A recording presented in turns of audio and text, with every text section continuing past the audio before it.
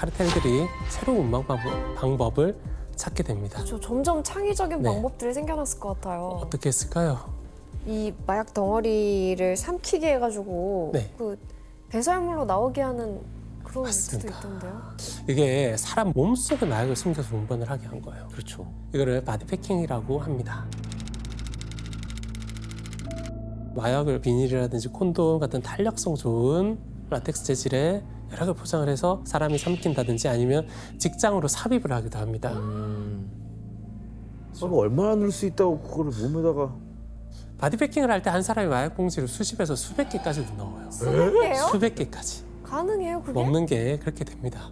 소장님 그렇게 뱃속에 마약이 있어도 근데 괜찮아요? 사람이 살 수가 있나요? 같이 영상을 한번 보시도록 하죠.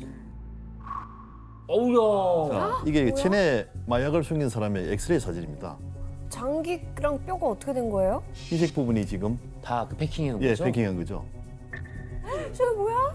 마약을 운반하다가 사망한 사람 뱃속에서 나온 마약입니다. 아유. 얼마 전에 한국의 50대 남성이 바디 패킹을 운반하다가 몸속에 들은 마약류가 일산에 녹아서 사망한 사례가 있습니다. 어머머머. 이게 안 잡혀요? 걸리죠.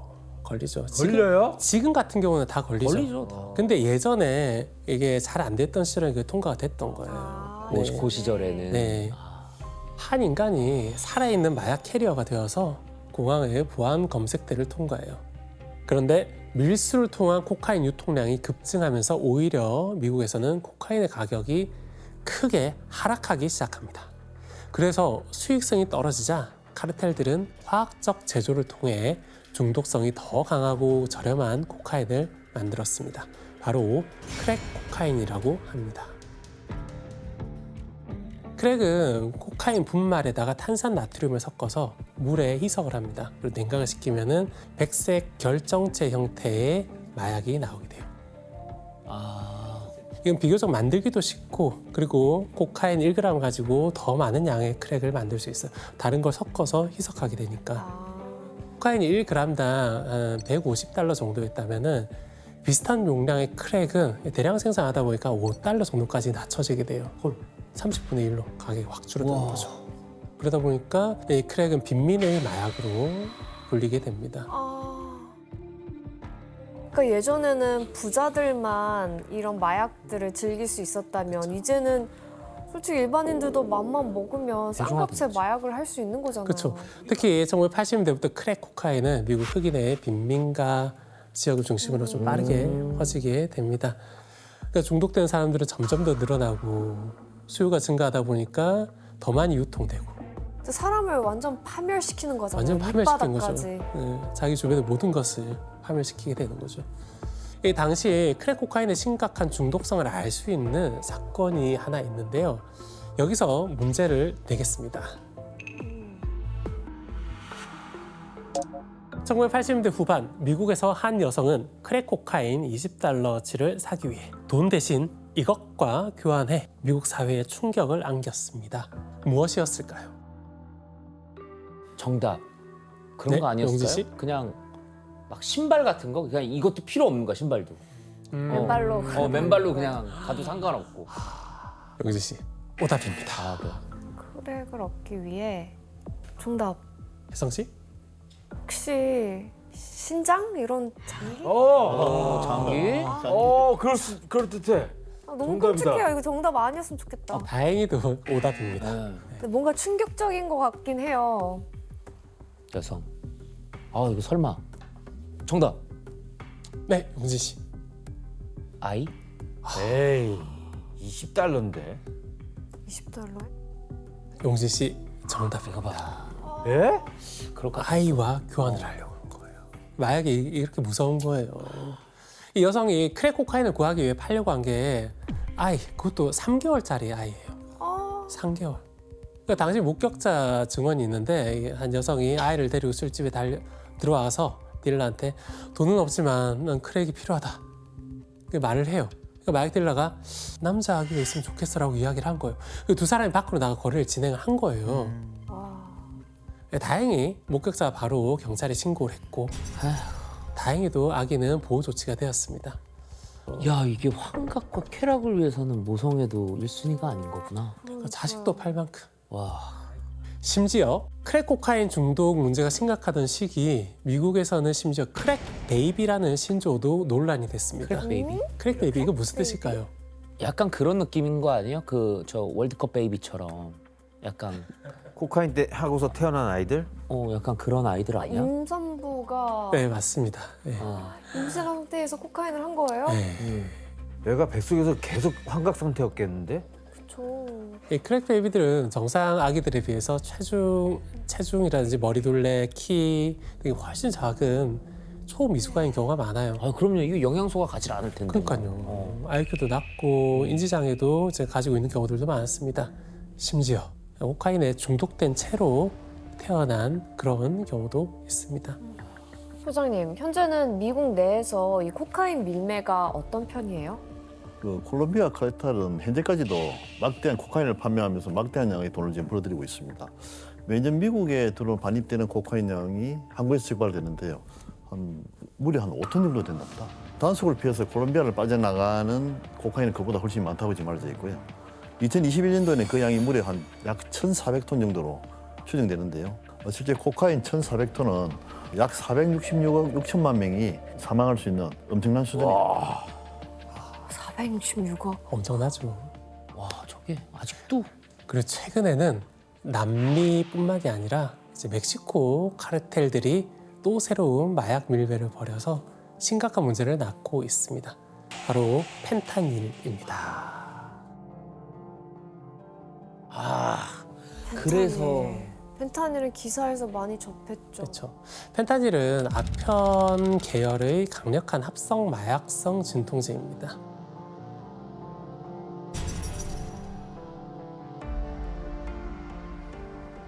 효과가 헤로인의 한 50배?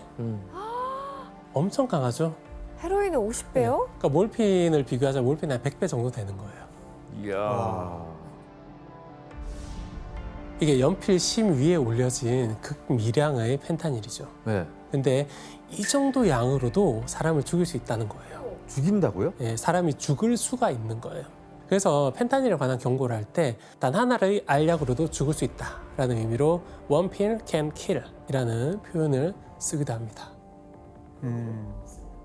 펜타닐이 원래 이렇게 효과가 강력하다 보니까 원래 말기 암 환자 같은 중증 통증 환자의 치료용으로 의학계 주목을 받았죠.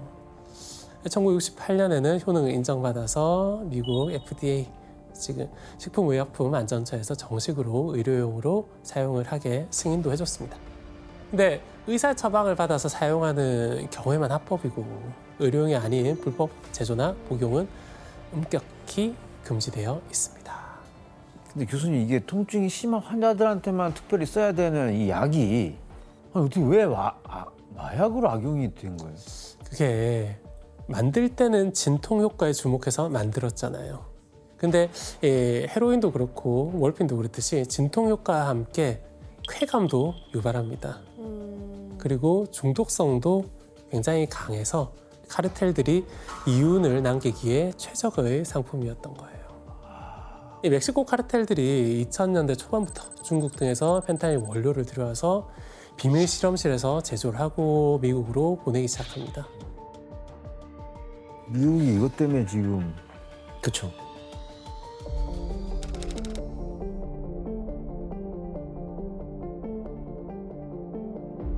펜타닐 중독자들은 근육이 굳고 뇌가 좀 마비가 됩니다. 그래서 비정상적인 상태로 며칠 분씩 멈춰 있고 그러다 보니까 이제 좀비 마약으로 부르고 있죠. 어머, 나 진짜 무서워. 현지에서는 뭐 샌프란시스코라든지 다른 좀 큰 도시들까지도 이 상황이 벌어졌다라고 이야기를 하고 있어요. 그래요? 네, 그 정도입니다. 와 진짜 심각하네. 그러니까 샌프란시스코까지 왔다 그러니까 좀 무섭죠. 마약 중독 증상 중에 제일 심각한 것 같아요. 미국에서 펜타닐 문제가 얼마나 심각한지 알 수 있는 그래프를 하나 보겠습니다. 펜타닐 과다 복용으로 인한 사망자 수가 지금 급격히 늘어나고 있죠. 야 저렇게 5년 만에 사망자 수야? 네. 2015년 이전까지는 10,000명 이하였잖아요. 근데 이 사망자들이 2020년 이후 7만 명 이상 치솟았습니다. 통계를 보면 2015년부터 2022년까지 미국에서 약 21만 명이 펜타닐 과다 복용, 펜타닐로 대표되는 마약류의 과다 복용으로 사망한 것으로 집계되어 있습니다. 이 중 절반에 가까운 11만 명이 2022년 한 해 동안 사망했어요. 이게 18에서 49세 미국인의 사망 원인 1위에 등극했습니다. 사망 원인 1위가 뭐 암이나 교통사고가 아니라 마약이라고요? 네. 저게 한 번 투여만으로 저렇게 되는 거예요? 한 번마다 그렇게 되지는 않는데 한 번 하면은 이렇게 중독까지 이어질 가능성이 굉장히 높아요. 저런 좀비 거리를 보고도 호기심에 하고 싶을까? 난 그게 너무 궁금한데. 이 펜타닐로 인한 문제가 이렇게 심각하다 보니까 최근에는 트럼프 정부가 또 한 번 본격적인 마약과의 전쟁을 선포했습니다. 선생님 근데 저도 뉴스 보고 굉장히 진짜 걱정 많이 되고 있는데 지금 우리나라에도 펜타닐 문제 엄청 심각하잖아요. 그렇죠. 그 펜타닐은 또 기본적으로 의료용으로 처방을 받을 수가 있는 그런 마약성 진통제잖아요. 근데 이게 그러다 보니까 어떤 그런 환자분들은 이제 이 병원에서도 처방 받고 막 저 방향에서 처방 받고 이런 식으로 의료 쇼핑을 하기도 하고요. 그리고 또 큰 문제가 이렇게 받은 걸 본인이 쓰는 게 아니라 파는 거예요. 높은 가격에. 네, 그래서 이제 2018년부터는 마약류 통합 관리 시스템이라는 게 있어요. 네, 그래서 여기서 어떻게 구입했고 어떻게 처방을 했고 이런 거를 다 관리를 하고 있습니다. 그리고 2024년 6월부터는 이런 마약성 진통제 같은 경우에는 이제 의무적으로 의료진이 이 투약 이력을 확인을 해야 돼요. 네, 이런 식으로 좀 관리를 하고 있는 거죠. 우리나라도 더 이상 이제 마약 청정국이라고 할 수 없을 만큼 심각한 마약 문제를 겪고 있습니다. 실제로 식품의약품안전처에서 조사한 바에 따르면은 2023년 기준 한 가지 이상의 마약을 사용해봤다라고 응답한 성인이 3.1%, 청소년은 2.6%였다고 합니다. 와, 6%가 청소년이라고요? 그리고 2019년에는 우리나라에서는 마약류 범죄로 검거된 사람이 10,000명 정도를 넘었거든요. 야, 그리고 근데 꾸준히 증가해가지고 2023년에는 마약류 사범 숫자가 27,000명이 와, 넘었습니다. 이거 진짜 큰일이다. 그런데 우리나라에서 이렇게 마약 문제가 점점 증가하는 원인이 뭘까요? 이제 구하기 쉬워진 거잖아요. 그쵸. 그 이유가 정말 커요. 개별적으로도 구하기가 좀 쉬워졌어요. 구입이 쉬워진 거잖아요. 네. 그죠? 구입이.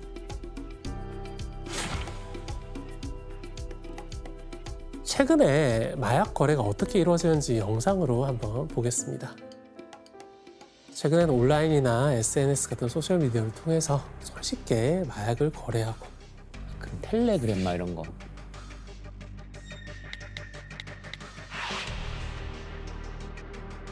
그리고 결제 수단은 또 어떻게 합니까? 가상화폐를 쓰잖아요. 그러니까 수사기관이 추적하기가 정말 어려운 거예요. 심지어 마약을 만드는 방법까지도 얻을 수가 있습니다. 마약 제조법? 아이고야.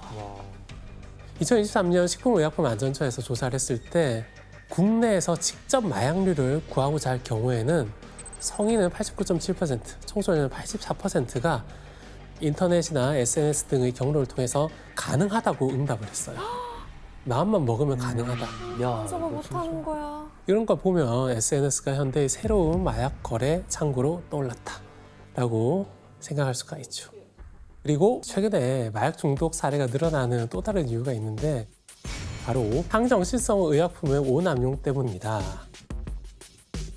그런데 이런 향정신성 의약품을 오남용하면 신체적, 정신적 의존성은 심해지고 뇌와 신체는 약물에 익숙해져서 약이 없을 경우 극심한 불안, 불면, 초조, 우울, 신체적 통증까지 겪게 되는 것이죠.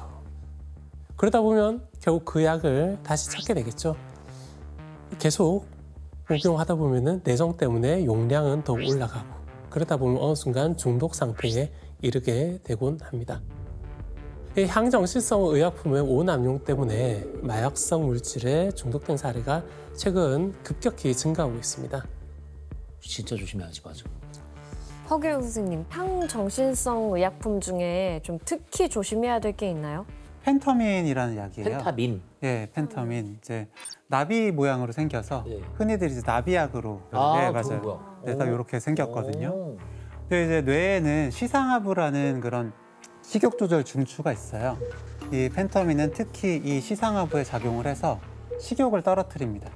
근데 이게 원래는 비만인 사람들한테만 처방이 돼야 되는데 본인이 비만이 아닌데도 이런 약들을 막 쓰는 거예요.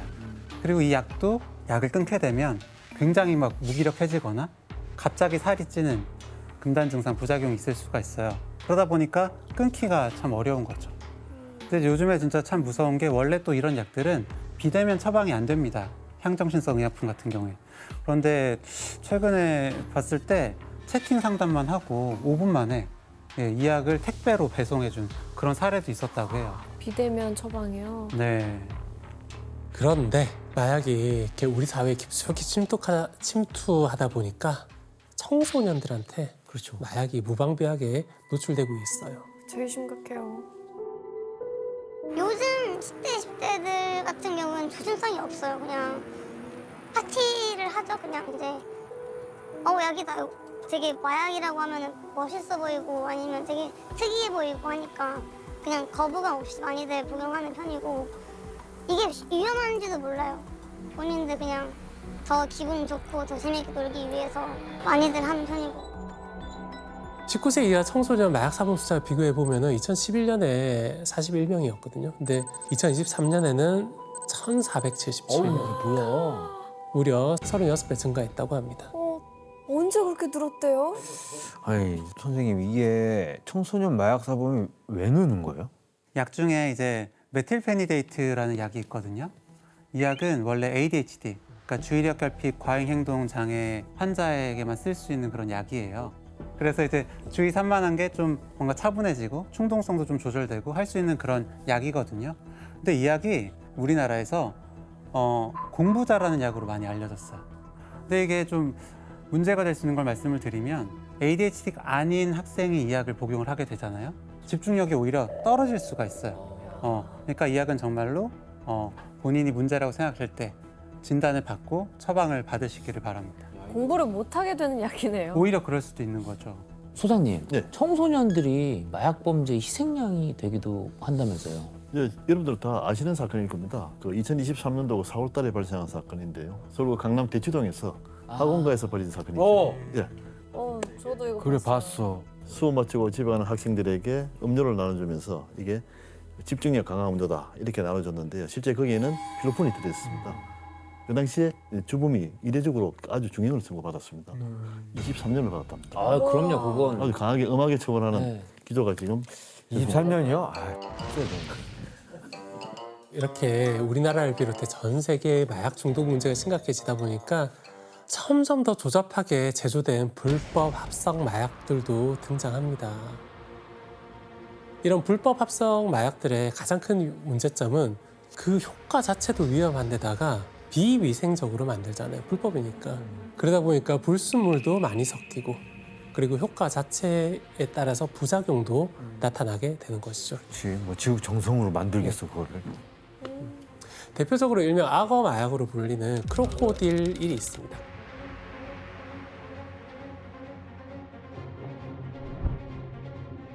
뭐야 이거? 어떡해. 좀 괴사된 거예요? 네, 피부가 다 썩었죠. 아, 크로코딜은 악어 피부라는 뜻인데 피부가 썩고 녹아내려서 마치 악어 피부처럼 변한다고 해서 이런 이름이 붙었습니다. 그런데 왜 해? 난 너무 하고 싶지가 않아. 증세가 심해지면 신체가 괴사하기도 해요. 아 정말. 그리고 팔다리가 괴사하다 보면 결국 절단해야죠.